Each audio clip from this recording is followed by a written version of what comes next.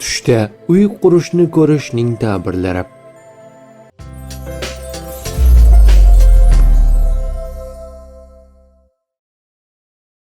Tushda uy qurishni ko'rish odatda yaxshi alomat hisoblanadi. Bu tush inson hayotida yangi bosqich, baraka, maqsad sari harakat va o'zgarishlarni bildiradi. Tushning holatiga qarab bu turlicha bo'lishi mumkin.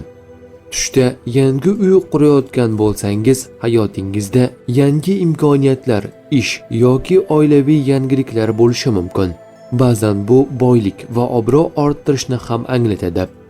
Tush ko'ruvchi tushida katta va chiroyli uy qurayotganini ko'rsa, rizqi kengayishi, muvaffaqiyat va niyatlarning amalga oshishidan darak beradi.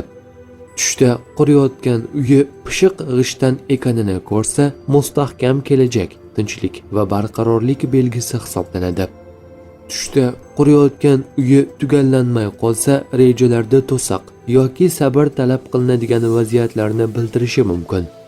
Tushda boshqalar bilan birga uy qurayotganini ko'rgan kishi oila va yaqin insonlar bilan hamkorlik va qo'llab-quvvatlashni anglatadi.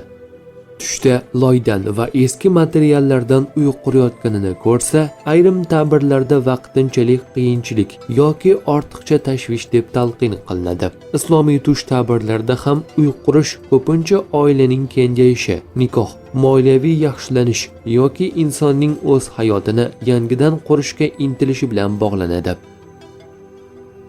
Tush ta'birlari bashorat emas, barcha narsani bilguvchi zot yagona Allohdir.